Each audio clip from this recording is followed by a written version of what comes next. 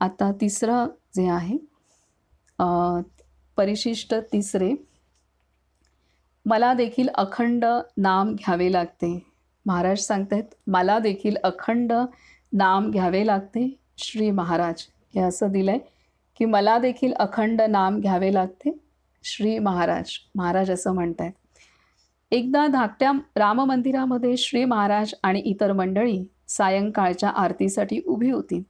आरती चालू झाल्यावर एका बाईच्या अंगात आले. तू कोण असे विचारल्यावर मी अमक्याची आई असे त्याने सांगितले.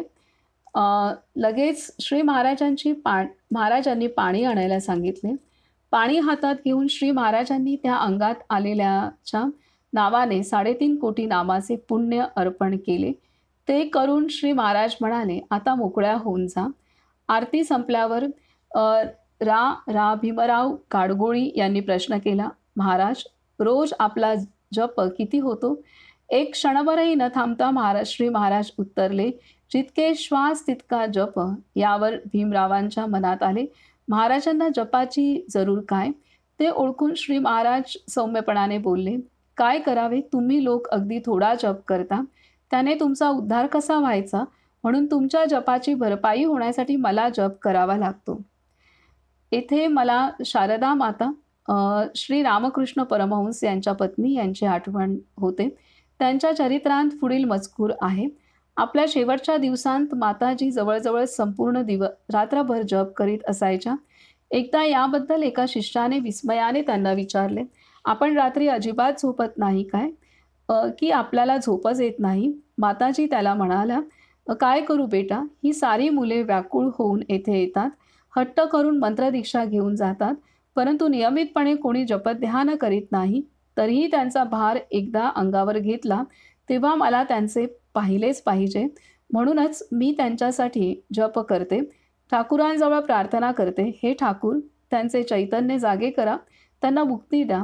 या संसारात किती अपार दुःख कष्ट आहेत. माझ्या बाळांना पुन्हा या संसारात यावं लागणार नाही हे पहा. श्री शारदा देवी संक्षिप्त चरित्र आणि उपदेश, स्वामी अपूर्वानंद, रामकृष्ण मठ, नागपूर, 1987.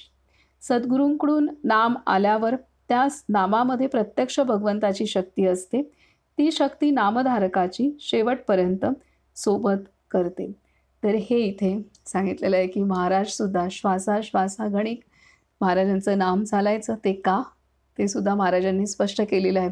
आणि असे सर्व संत जे आहेत ते आपल्या साधकांच्या साठीचा सुद्धा साधना करत असतात. गुरुदेव रानडे यांचे गुरु श्री भाऊसाहेब महाराज, ज्यांचं वास्तव्य त्यांचं मूळ गाव हे उमदी होतं.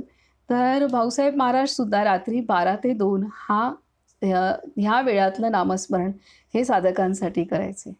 साधकांसाठीचं त्यांनी केलेलं नामस्मरण 12 ते 2 असं होतं. तर ते प्रत्येक सद्गुरू हे त्यांच्या शिष्यांसाठी साधना करतात. ह्या महाराजांच्या ह्या निमित्ताने आपणाला शारदा देवी ह्यांचा सुद्धा संदर्भ इथे बाबांनी लिहून ठेवला, जो शिकायला मिळाला.